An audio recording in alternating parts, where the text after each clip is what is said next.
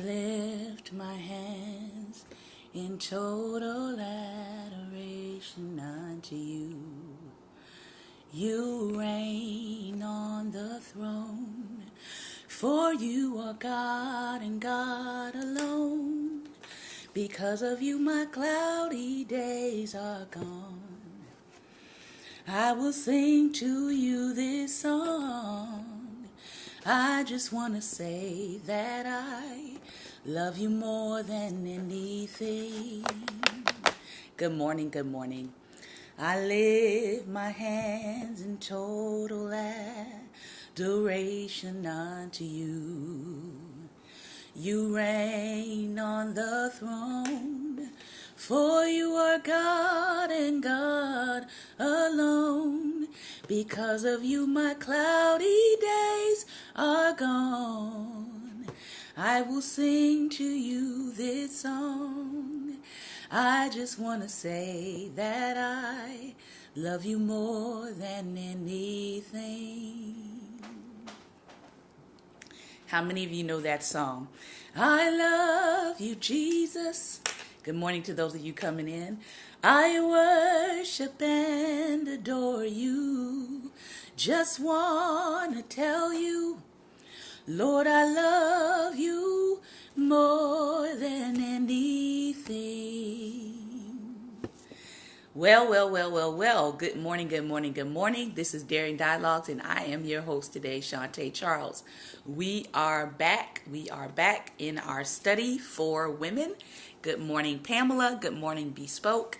And good morning to those of you who are watching by laptop, who are watching outside of the Periscope app, and who are watching by any other means to watch Periscope. I want to say welcome to you if this is your first time joining us. This is Daring Dialogues, where I hopefully am giving you and offering you some information, some revelation, and hopefully I'm encouraging you to think beyond what you already know, and hopefully I'm enhancing what you do know. And so every Monday through Friday, we have been, for the last 90 episodes, including today, we have been talking about different subjects. On Monday, we have motivation and inspiration for you. On Teachable Tuesday, right now, we are in a study about our tongues and the power of the tongue and controlling our speech and being better about what we say. On Wednesdays, currently, we are now in the book Mean Girls All Grown Up, Surviving Catty and Conniving Women. And so this is for women and the men who love them. On Thinking Thursdays, which is also Theology Thursday, right now we're just learning about different world religions, as well as this Thursday we'll be talking about issues in education, and we're going to pick up where we left off from last week. And Fridays typically is our finance and wealth building Friday. We'll do a little bit on wealth building, but we're going to come back to our Tuesday study because we want to get a little bit more further in the study on the power of speech, which I do, and we can connect it to wealth building because guess what? If you can't control what you say, it can definitely determine and steer your life future, especially the wealth part. All right. So today we're in Mean Girls All Grown Up. And today's topic is mean girl targets. Mean girl targets. 4 personalities that drive mean girls crazy. And if you are one of these personalities, it could be a little bit of why you might be coming into contact with mean girls on a regular basis. So we're going to take a look at these 4 personalities, and if we have time, we're going to talk a little bit about mean girls and your man. All right, and then that is actually going to conclude this particular section. All right. So mean girl targets. I hope you have something to drink. I certainly do today. I got some lemonade. And we're going to get started. 4 personalities that drive mean girls nuts. No one has any right to hate you, but not having a right never stopped anybody. Amen to that.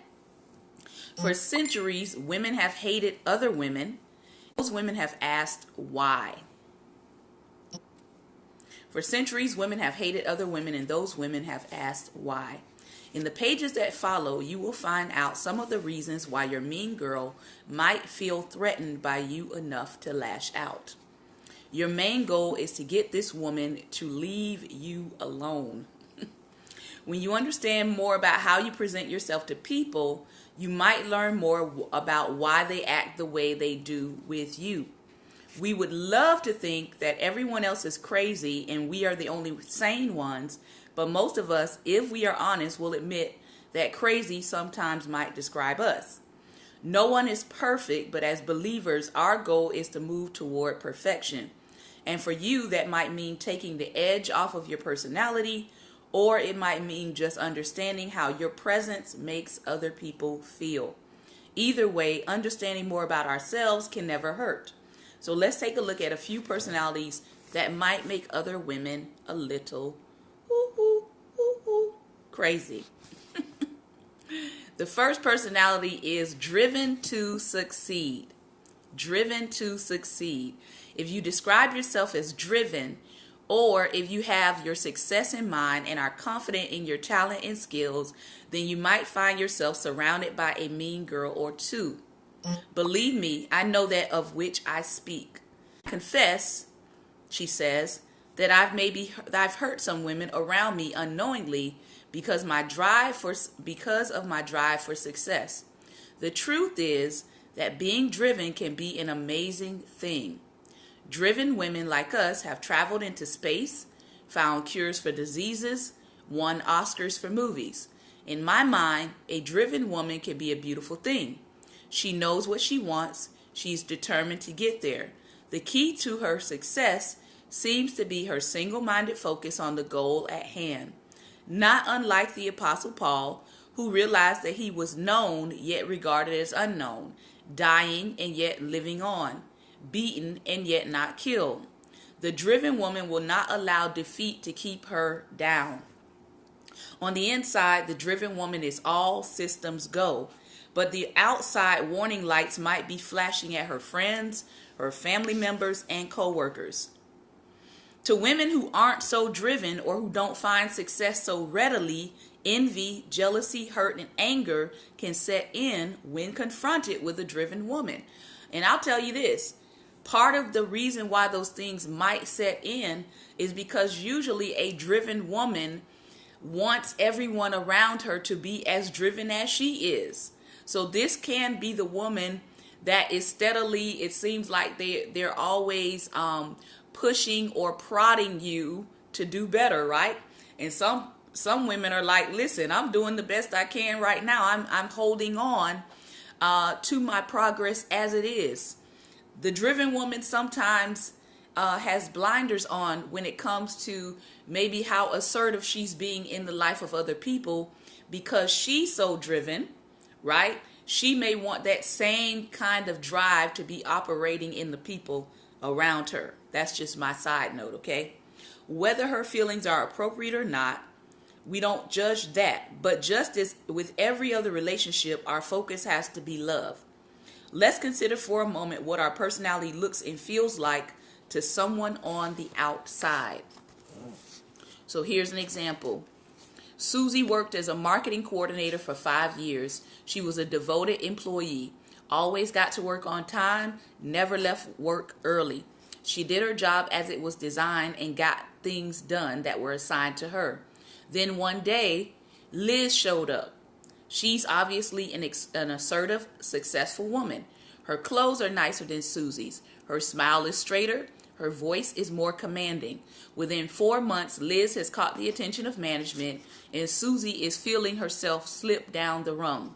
In 6 months, Liz goes from marketing assistant to marketing director, thanks to an innovative idea she came up with that took the company by storm.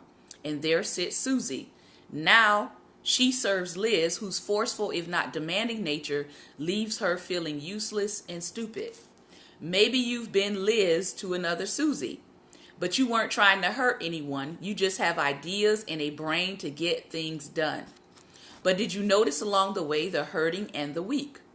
Did you consider the feelings of those around you who aren't so quick to adopt change, or who find their daily struggle a hard enough journey without having to perform better than someone as quick and witty as you? God calls on our lives to not blindly dive into our passions and goals, but to have an undying devotion to loving his creation and caring more for others than ourselves. This is a hard pill to swallow for the driven woman, a distraction that she's not eager to choose. But if we look closely at God's word, we can find inspiration that perhaps if you have that driven nature, you can take hold of and run with. Galatians 5:13 says, for example, for you were called to freedom. Only do not turn your freedom into an opportunity for the flesh, but through love serve one another. 1 Peter 3:8-9 says, all of you learn to be harmonious, sympathetic, brotherly, kind-hearted, and humble in spirit, not returning evil for evil or insult for insult, but giving a blessing instead. For you were called for the very purpose that you might inherit a blessing. It is possible, so far as it depends on you, to be at peace with all men. If you are a driven woman and find that your success is making other women mad, then try these steps. So, put some hearts on the screen if that's you. If you believe that you are this driven woman who can sometimes, in your drivenness, look past the needs of other people.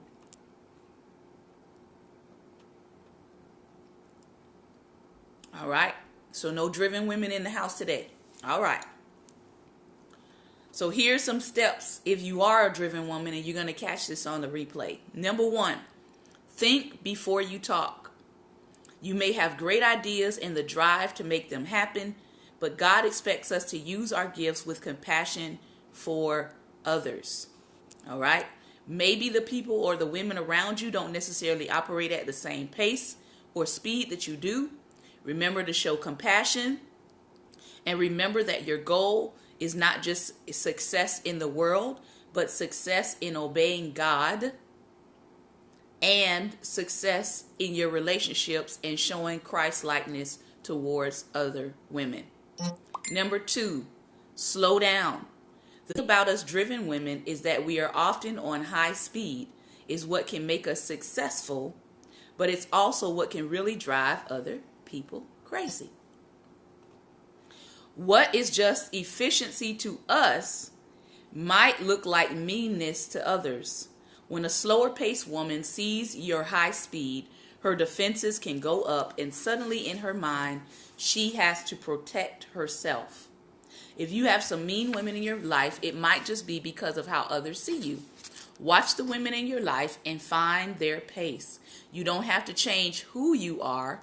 Just work on finding your pace. Number 3, give them a break. You may have had a hard time understanding why other women aren't as driven as you are. Are they lazy? Don't they care? Right? Oftentimes as driven women, we subconsciously think other women who aren't as driven have something wrong with them. But deep down, we know that isn't true.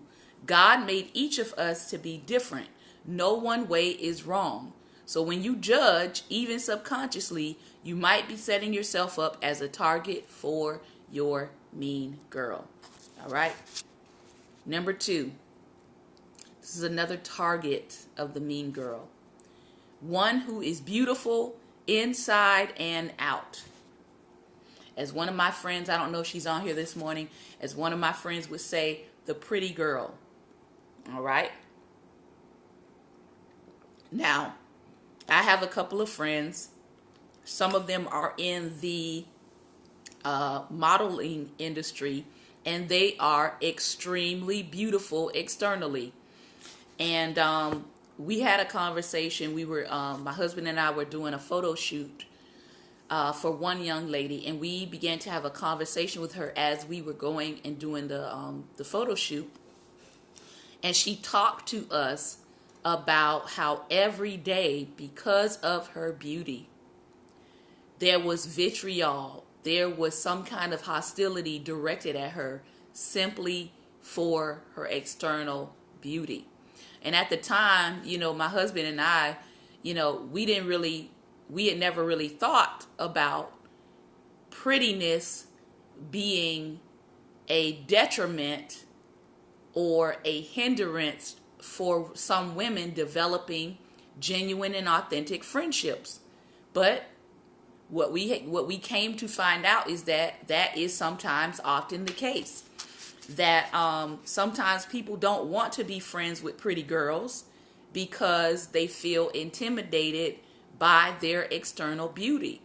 Or they feel like if I'm, standing against them, it's going to highlight my own flaws or even my own insecurities that I may have about myself. Not necessarily that it's the pretty girl's fault or the girl who may be extremely the beauty standards fault, right? But that sometimes can happen. So let's take a look at what she's saying here. I know you'd never admit it, but you're beautiful and everyone notices it. It's not your fault. It's just how you were born, but other women act like you did it on purpose. They seem to think that your sole goal in life is to make them feel ugly. I've known beautiful women who even try to hide their beauty just so women won't hate them. And that's one of the things that this young lady was sharing, is that sometimes she feels like she has to tone down who she is around certain women so that she will not get this catty response. Okay? Your beauty, just like your success, isn't anything to be ashamed of or to regret. It's who you are, and it's not appropriate for women to hate you for your beauty. Let me just say that. I'm going to say amen and maybe send her an offering, okay? It's not appropriate for women to hate you just because of your beauty, just because of how you look externally. I had an incident myself, and this is kind of funny. I had an incident myself where I offered to volunteer at a church, and this church was kind of short on staff, and so I offered, to volunteer, and at the time I had the time, so I could come in during the day and help them like do some shorthand writing, help them to get their like Sunday bulletins ready for the week. And so I would be in there and I'd just be sitting down and I'd be folding the brochures. Now, mind you, most of the staff of this church that was there most of the time was all men. Some were married. I think everybody was married. Yeah, everybody was married. And so I remember one of the staff's wives, me and her were talking, and then she said something about my behind. And then she was like, well, I wish I had a butt like yours. And I'm looking at her like, I don't wish I had a butt like yours. That's I don't tend to look at women and observe their parts and decide that I want one like that. I am happy with my body. I am comfortable in my own skin. So I remember her saying that, and then shortly after that, I was, doing one of the errands or activities that they asked me to do.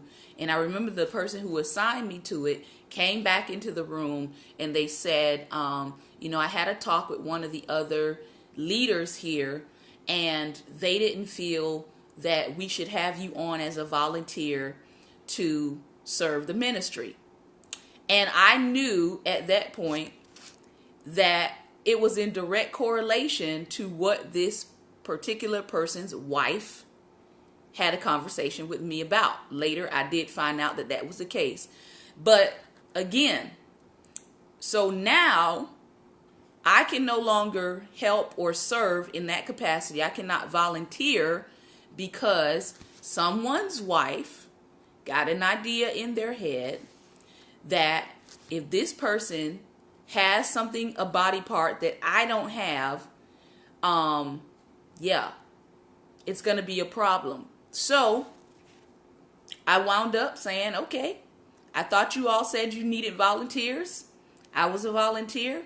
Clearly, you know, I'm a distraction or whatever to somebody, or, you know, someone has a personal issue that is now affecting an entire organization because you had to let a volunteer go because of a woman's insecurity. All right. So I stopped volunteering. And then the next Sunday, guess what? Guess what was in the bulletin? Volunteers needed. Let that sink in. So my thing is, if you're a church or you're a ministry, don't say you need volunteers when the reality is you don't need volunteers sometimes. Sometimes we want to pick and choose who the Lord sends to help us, which is different from nobody being available. That's a sidebar. All right.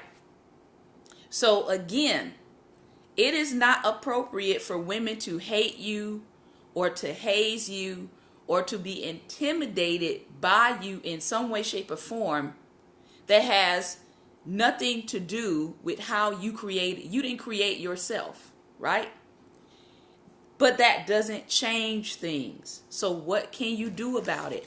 What can you do about it? If you find that other women are offended in some way by your beauty, in the end, you have to remember that you can't control others. All right? She might always hate you just because.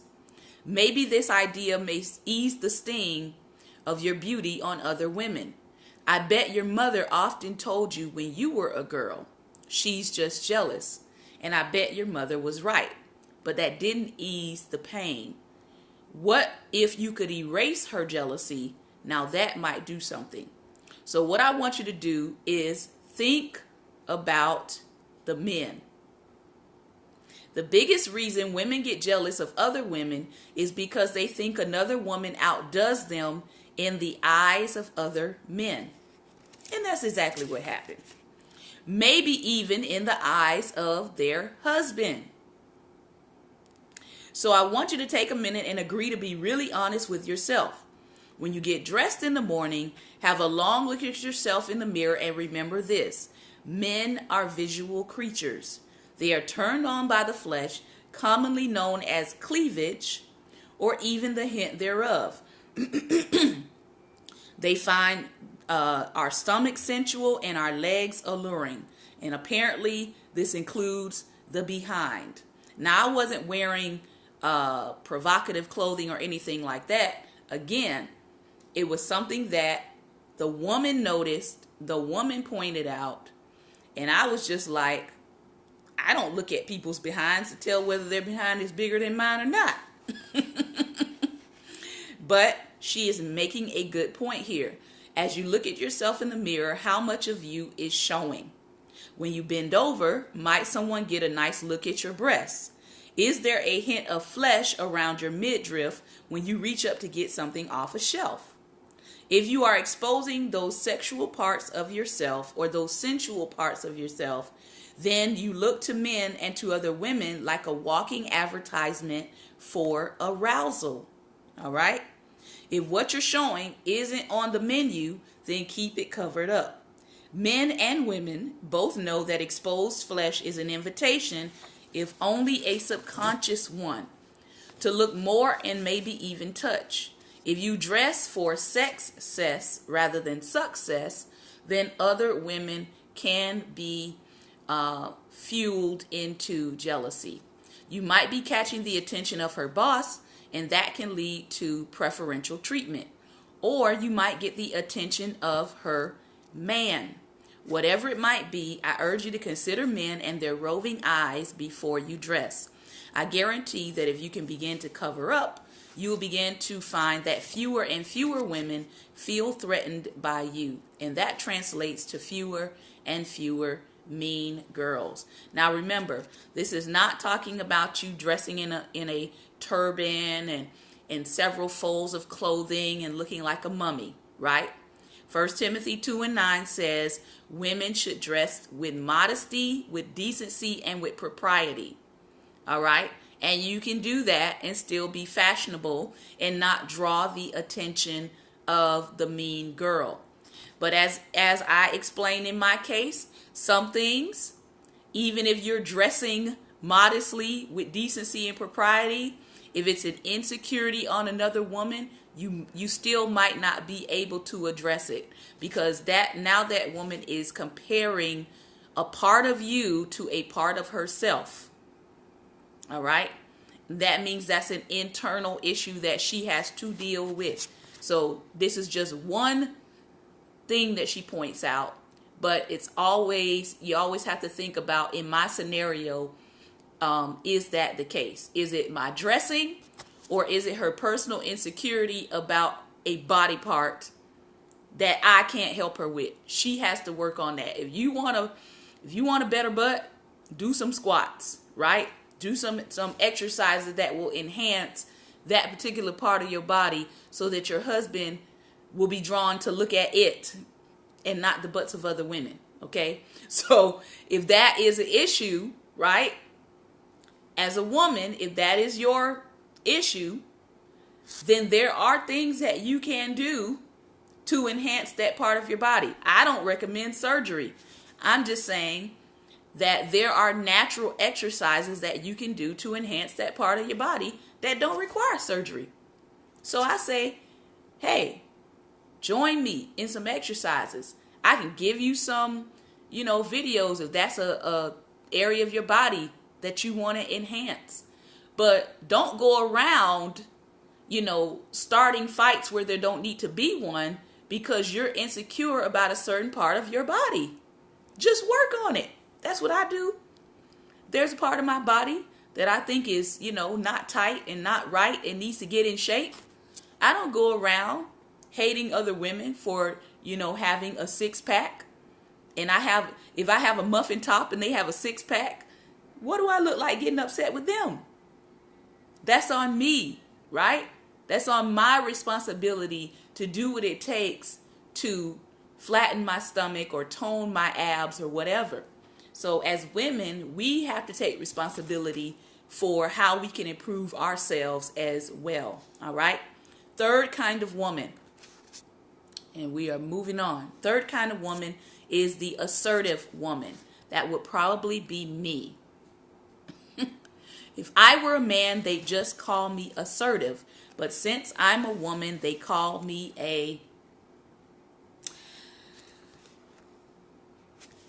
I'm not going to say the word. It's not in here.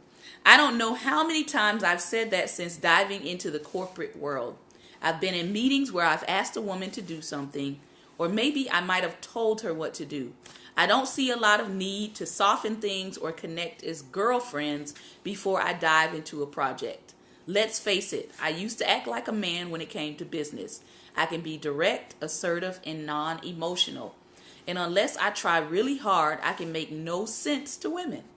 When they were congregating in a cube talking about so-and-so, I was busy working. I didn't bond with them.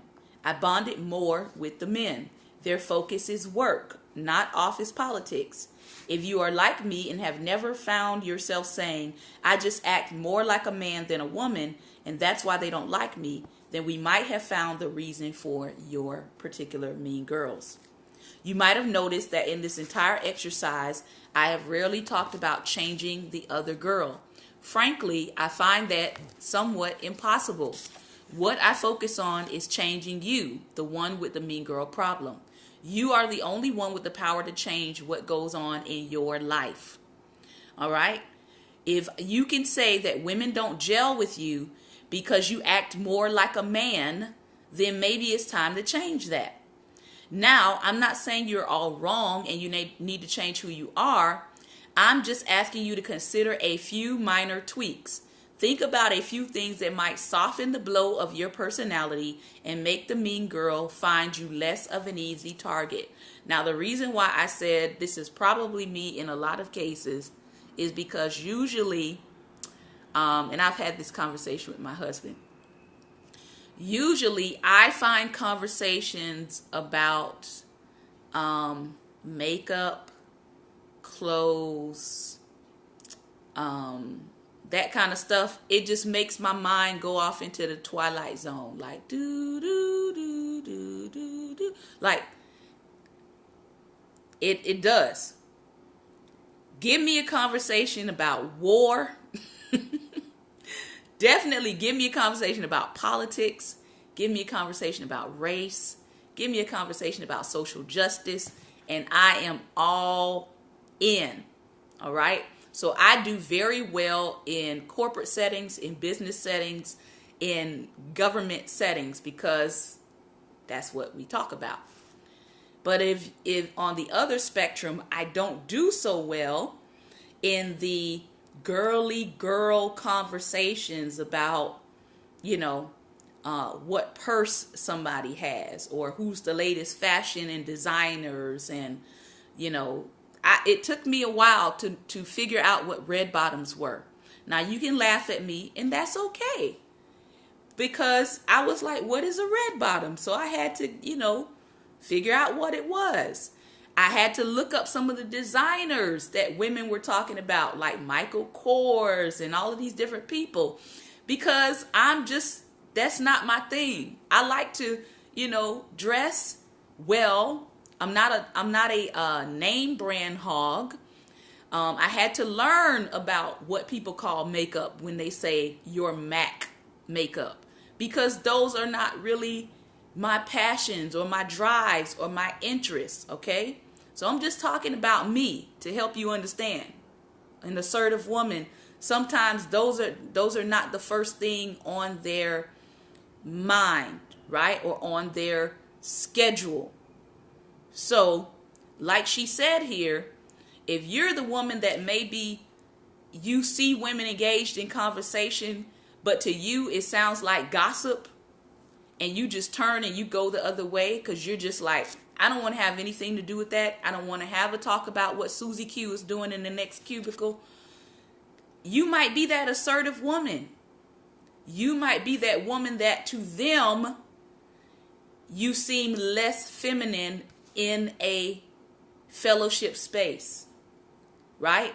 And so she's talking about the power to change has to do with you. So, like she said, here are some things that you can try that can maybe bring you in to a better relationship with the girly girl. All right? And in my own life, like I said, I had to do a little research. I had to find out, what's fashionable, what's trendy, what a lot of women are talking about that I was not necessarily interested in, but I needed to know so that I could have a conversation. That wasn't always about war and race and politics and social justice, even though those are my passions. But if I want to get along with my fellow females, right, I've got to think about more than just my passions. So here's some things to try. She's talking about the assertive woman. Number 1, set them up. She said, when I moved to the South, I learned some things about relationships. On the West Coast, where I'm from originally, we don't do relationships in business too well. We tend to direct and be directed to the point. In the South, every conversation is set up with what I consider small talk. But for most people, it's a whole lot more than that. Over time, I've learned that small talk that starts a Southern conversation is the substance that prepares the other person to want to work with you. And this is very true. I am from the South, and so people engage in small talk first before they get to the main discussion, right? Or the main issue or main conversation they want to have with you. They do this even in business. Sometimes you'll come into a meeting and they'll say, hey, hi, how are you doing? How's the weather outside? How's your family doing? So they'll have these little pieces of small talk first, to get engaged with you, and then they'll say, well, let's get down to the issue or the topic at hand. All right. Now, I have come to find out the more I meet people from the North, they're not doing all that. When you come into a meeting with them, you sit down, and probably within 60 seconds, you are full throttle in the topic, in the subject matter, and your meeting your meeting might be about 15 to 20 minutes long. So when I came to, and I know people say Virginia is the South, but there are parts of Virginia, especially Northern Virginia where I am, where there are a lot of Northerners, people from Philly, people from New Jersey, people from New York, who have migrated down from the North to to what we say is the South. All right. And they act just like that. They don't want to hear no small talk. They don't want you to ask them about their kids and all that. Matter of fact, some of them you don't even know if they have a family. You don't, because they don't talk about it. So that was something that I had to learn, right? That I had to adjust when dealing with certain people, because they were not going to have no small talk with me. As a matter of fact, they would think something is wrong with you if you don't get to the subject. So you have to, as she's talking in this section, begin to understand the paradigms of where you are. All right. When I moved to Northern Virginia, I would go around. Wish people would stop sending me inboxes while I'm on a broadcast. That's a whole other issue. When I was in Virginia, when I first got here, I would go around and I would be greeting people and I would be smiling, because I'm from Florida. We smile, we greet people. We say, hi, how are you? How's your day? They don't do that in Northern Virginia. If you live here, if you live in the DMV, somebody put some hearts on the screen. They don't do that. Some people, even when you try to give them direct eye contact, they actually look away and keep walking like they don't even see you. And so that was something that I had to get used to living in this particular region, that people do not want to have that kind of contact with you in a social setting, especially if they don't know you. Exactly. People do not speak. They still don't speak. They still don't. I've been here 6 years now. All right. Please excuse the pausing in my screen, because someone, unfortunately, is inboxing me. And so I'm going to have to deal with that after my broadcast. All right. So she says, if you can take a moment, just for a moment, to really care about the person you're working with, the assertive woman, you will soon find their attitude toward you softening. Remember, women are communicators. We love relationship, and though you may be more like a man and less touchy-feely than most women, I highly recommend giving this a try. Dig into your inner woman and attempt to have compassion and love for the woman you are working with. Spend time getting to know her. Ask her personal questions before you tell her what you need from her.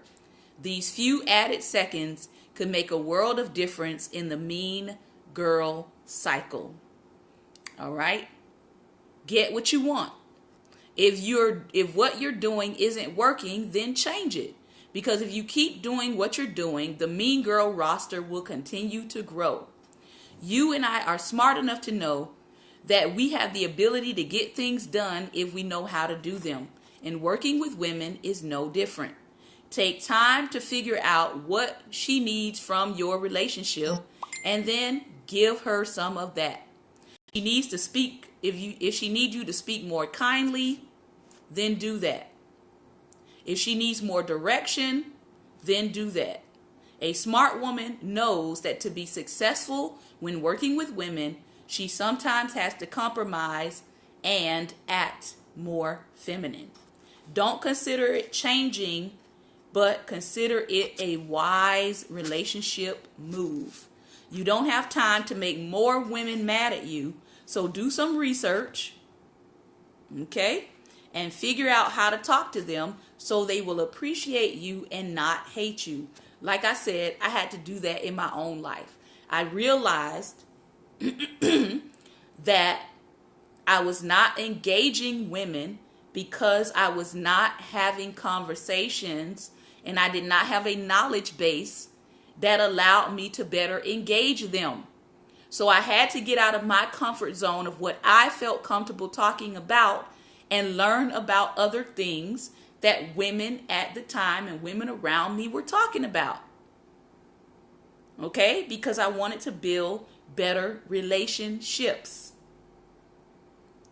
If women wanted to talk about the kinds of makeup they have on and the kinds of purses they like to buy, I needed to do some research so I could actually know what I'm talking about. Because lipstick and makeup and purses is not my favorite things to talk about, okay? But for some women, it is. And it doesn't hurt you to learn how to speak the language of those who are around you that you need to be building relationship with, all right? Paul said it this way, to the weak I became weak to win the weak. I have become all things to all men so that by all possible means I might save some. I do all this for the sake of the gospel that I may share in its blessings. So our goal should always be to love our neighbors as ourselves so that we might share God's love with everyone. All right?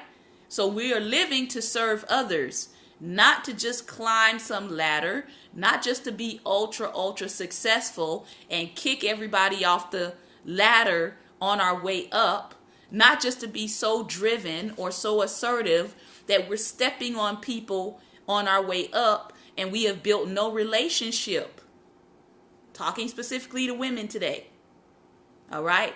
You can take on a mindset of masculinity where you are just in some ways casting aside your compassion, casting aside your need to build relationship with people, and then when you finally get to the top, there's nobody there to celebrate it with you. All right? Remember, we were built for relationships. We were.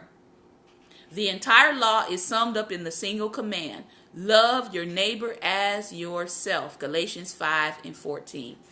I'm going to stop here.